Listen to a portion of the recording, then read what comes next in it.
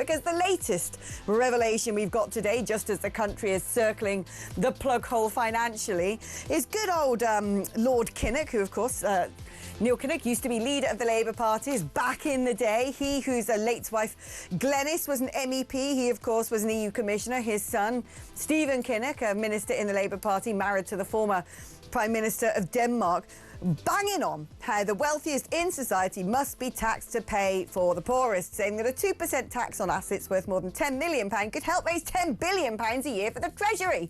Well, that's great. You and your extended family would probably cost the Treasury about £10 billion. No, OK, so that is an exaggeration. But they do appear to be a family who have largely been suited and booted by the taxpayer over the course of time. But no.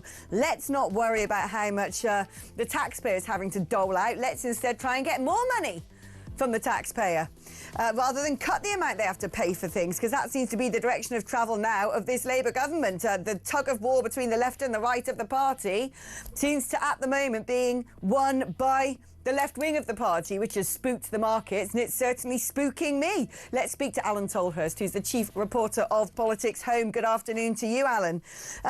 Afternoon. How likely? I mean, look, this is an article in The Telegraph. Good old Ben Riley-Smith, excellent journalist, and following on from comments made by Lord Kinnock on my namesake, Mr. Phillips' show on Sky News over the weekend, is that he's suggesting we can now tax assets worth more than £10 million to raise more money for the Treasury. The Telegraph says that this is being backed by some of the Labour Party's biggest union paymasters, including Angela Rayner's former employer, Unison. What we need to do as journalists is to establish how likely this is to come to pass. Where do you think we are on the scale of Sir Keir Starmer is going to be browbeaten into introducing something like a wealth tax if the left wing of the party dominate the discourse? Or is he going to be able to stick to his guns, keep Rachel Reeves in position, who in the grand scheme of things is kind of a right-wing chancellor compared to some of her would-be replacements? Because what we've learned after a year of Labour in power is there is a tug of war in that party. Yeah, I think at the moment it still seems pretty unlikely. People within the Labour Party itself have kind of hosed down this idea of a wealth tax. It's not the way that they want to go. They think there are significant downsides economically, even if it would raise quite a lot of money initially, that it would lead to perhaps lower economic growth and perhaps an exodus of high worth people leaving the country. I think the issue that the government faces essentially now is that they're going to end up at the budget in the autumn with the same sort of dilemma they had ahead of the budget last year and then the spring statement this year, which is that the kind of the projections to kind of get any economic headroom, so the gap between the money that the Treasury brings in and the money it has to spend, is going to have to look either to cuts to spending or increases to taxes. And we've seen how difficult it was for the government to cut spending with the massive welfare rebellion. So therefore, the other option is to try and raise taxes. And there's very few levers left, having had this kind of commitment to not, increasing taxes on things like income tax or national insurance and that sort of stuff. It's very difficult to find places that you can get an awful lot of money from. Otherwise, you're just sort of tinkering around the edges. So I think a wealth tax is something that a lot of people on the left have been pushing for. And as you say now, more of the unions like Unison and USDAW as well, that previously hadn't really been in favour of it, are now talking the language of wealth tax. So I think the drumbeat from within the party and on the left is going to get louder and louder as we head towards October. And when the Treasury gets those figures from the OBR about how the economy is doing, they might have to reach for that kind of a lever. At the moment, they're very much against that, but it depends how the kind of economic picture looks as we get towards the autumn. Yeah, I mean, the truth of the matter is when it comes to a country's finances, you really have two options. One is tax more, or one is cut more. And it seems to me everything the Labour Party have wanted to do to try and cut government expenditure is being met with significant amounts of opposition from within the party. We saw what happened over the Welfare Reform Act, which ended up, rather than saving £5 billion, seems to be costing us £1.5 billion extra. The next sort of aim, the next thing in the crosshairs of the Labour Party that they want to try and sort of find some savings is the budgets for special needs in schools. I didn't realise this, but once upon a time, about 5 years ago, the amount being spent on special educational needs provisions was around £8 billion back in 2021 to 22. 2025 to 26, that is projected to rise to 12 billion a year, which 4 billion extra a year in just 5 years is a significant increase. But understandably, it's a very sensitive topic, and any sort of suggestion they might find ways to cut costs in that particular area of expenditure is being met with quite public opprobrium. Yeah, absolutely. And there's already talk of being kind of the welfare rebellion Mark II. And I think partly that comes from the fact that the rebellion effectively worked. You know, those MPs who were willing to put their names to those amendments, who pushed the government, did end up seeing those changes reversed. And as you say, the cuts that were going to be in the welfare bill are no longer kind of there at the moment. So I think they understand now that once they've rebelled once, if they are able to exert further pressure, they might be able to get the government to back down again. Where that would leave the Treasury in terms of their finances, you know, who's to say? But for those MPs, I think clearly they don't want to be the MPs who backed cuts to welfare. They don't want to be MPs who backed cuts to special education funding. So therefore, I think we will see kind of further rebellion on this. It's going to reach a head, I suppose, at some point as to, you know, how the Treasury kind of pays for it all. You talked about the two things governments can do. The third thing, obviously, it can borrow more. And previous governments have borrowed lots of money. We are at huge amounts of debt. But the cost of that borrowing has really spiraled in recent years and has not come down. So therefore, the government is unable to borrow in the way that previous administrations have been able to. That's why they're in this kind of the so-called kind of fiscal trilemma, where the three options, none of which are very palatable at the moment. But when we look at certain articles, when it comes to welfare and state handouts, it's very clear that there are areas where the belt needs to be tightened, to put it mildly. Now, this story jumped out at me this morning in the Daily Mail because it's just lunatic. The Motability scheme. Now, this is where people who suffer from a range of disorders, people who are already on benefits, can cash in some of the benefits they receive in return for being given a free car, a taxpayer-funded car. Now, I've got the statistics here, right, on who's got cars and for what reason. So, ADHD, over 9,000 cars have been given out. Why do you need a car? Why do you have a free car if you've got ADHD? I don't understand. This one is even crazier. Alcohol misuse, 770. What does this turn into? A self-drive vehicle if you leave the pub and you want to get into your motor? Anxiety and depression, 32,000. I suffer from anxiety. Everyone suffers from anxiety. Why do 32,000 people have a free car? This one, constipation. Now, I can understand you might need to get somewhere quickly if you have the reverse of that particular syndrome. You might not want to be hanging around and waiting at a bus stop if you've got to hot-foot it to a bathroom. But if you've got constipation, it doesn't seem as much of a pressing concern. Depressive disorder, elbow disorders, obesity. If you're obese, I recommend you start walking a bit more.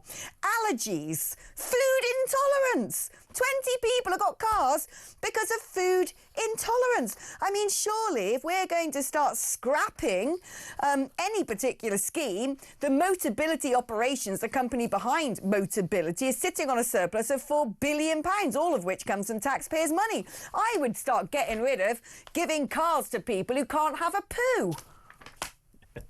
Yeah, it's a very strange story, and clearly kind of the idea behind the scheme to help people who are unable to get around, who even to use public transport they find really difficult, or in areas where public transport is not an option, to be able to not get extra money but to use part of that benefit to use for a car. I think it's a great idea, but the way that the scheme has gone, like, it does seem very strange. I mean, yeah, the one about tennis elbow really kind of got me. This idea that, you know, because you've got a bit of tennis elbow, you somehow need a brand new car. It's a very strange idea. That one to me makes a little bit more sense, because if you've got, you know, something that restricts your ability to use your arm, then you might need a specially adapted vehicle that doesn't have like a big old steering wheel like this. But constipation, for crying out loud, I mean, what is the risk of that? And the scheme clearly has got out of control, because if you look at they now account for like a huge percentage of all of like the new cars to get bought, and because of the way the system works, it only provides brand new cars as well. So it's a very odd system where, yeah, people on benefits are the ones getting all these kind of brand new cars. It's definitely one that needs to be looked at again, and one that would definitely, I think, would have some public support, and would probably have more support certainly from those politicians who are against other sorts of cuts. So definitely one for the government to look at, I think. Honestly, if you were to get a free car, what would be your excuse? I'd be eczema. I'm like, I'm itchy. I'm a really itchy person, so give me a new set of wheels. Yeah, I don't know. Yeah, laziness, I guess. I don't know. Actually, don't you worry. That's actually covered. It's there we covered. go. No. I actually circled this. 10 people with a failure to thrive. Got a taxpayer-funded car. There you go. Alan, you're entitled. Go get your Mazda. Now, let's play a little clip, because the Conservatives are really cashing in on Labour chaos. I mean, you know, some could say pot kettle, but let's see what they've been sticking out online. Have no doubt that we will rebuild Britain with wealth created in every community. I am announcing an increase in employers' national insurance contributions. This budget raises taxes by £40 billion. Inflation jumps more than forecast to its highest rate in over a year, prompting investors to bet against more rate cuts from the Bank of England. Secure borders. The number of migrants crossing the Channel to the UK in small boats in the first half of this year has risen by more than 40% compared with the same period last year. Safer streets. Today, in England and Wales, more than 1,000 prisoners are expected to be released under the UK government's early release scheme, having served only 40% of their sentences. Our work is urgent, and we begin it today. Thank you very much. Have you lost control of your MPs, Prime Minister? Control of the MPs, Prime Minister. The thing is, they must think that the voters are muppets, because we look at that and it just reminds us of the Conservative government, doesn't it? I mean, is this stuff working? Are the Conservatives, is the needle moving in terms of favourability stakes in the polling? Well, not for the Conservatives. Certainly for Labour, their obviously popularity has gone down, but the beneficiaries have not been the Conservatives. The beneficiaries have largely been Reform, and also and similarly previously with the Liberal Democrats, as we saw how well they did last year's election. So yeah, I think it's unlikely that it's necessarily helping the Conservatives, who aren't really in that place to kind of build on that. But clearly, you know, we did a lot of polling and focus group work last week for the kind of 1 year anniversary of the election, and there is a lot of disquiet, a lot of feeling that they gave Labour their vote, and in return they've not got back what they wanted from it. So yeah, I think a lot of those things around the economy, around things like smash the gangs and the illegal migration stuff, has not really been able to come to fruition so far. So yeah, there is quite a lot of, if not anger, certainly I think disappointment with the voters. I think, you know, Labour have got to stick the course. There's 4 more years till an election. There is plenty of time to still turn things around, but certainly that kind of report card after 1 year in office is not looking particularly great. No, that it ain't. And it seems to me that there is an appetite, there has been across Western Europe, for entryist parties, for political insurgencies in the form of populism to be given a go, whether we're talking about France or the Netherlands or Italy, the list goes on and on and on. And yet, when it comes to the sort of two-party state that we have had in the United Kingdom, it is very similarly echoed in America, where it's always a straight battle between the Republicans and the Democrats. But much like us in Western Europe, they seem to have their own divisions plaguing them now, as Elon Musk has decided to go and launch his own political party. I mean, we've seen a few people in the UK doing this. I would suggest, you know what, if you're heading towards retirement, you've got money in the bank, focus on the golf or buying some vintage cars. Stop setting up political parties.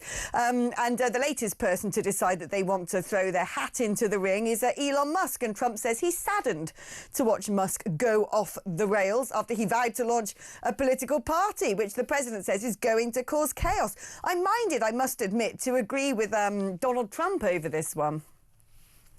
Yeah, I think it will cause chaos, but actually quite often when there are third-party candidates, when they have been sort of successful in America, which have not been, you know, they've never won, obviously, but if you think back to sort of 1992 with Ross Perot, he basically prevented George H.W. Bush from winning and allowed Bill Clinton to win. So essentially, when they do cause chaos, they tend to cause chaos more for the parties on the right in America. And I think that's clearly what Donald Trump is thinking, that actually it doesn't need an Elon Musk-backed party to actually start to win elections, but it does need it to, or it could essentially cause a lot of damage to Republicans if it starts to peel away sort of 10-20% of voters who would have previously been sort of MAGA Republicans. So I think that's where the kind of the chaos could come. And clearly Elon Musk is very unhappy about this big beautiful bill and all the kind of the tax cuts, the spending cuts in that. And so clearly he's going to try and cause some chaos in that sense. But yeah, I mean, yeah, whether he'll actually be able to stick the course, he doesn't seem to necessarily be able to want to kind of follow through on a lot of these kind of these threats and stuff. Whether he'll actually be still bothered about this in 3-4 years time at the next election remains to be seen. He might actually say instead of his version of going golf is trying to go to Mars. So I think he might be more interested in that by the time we get to the next election. Yeah, that is very well said indeed. Alan, thank you ever so much. Fantastic political analysis as per usual. Let's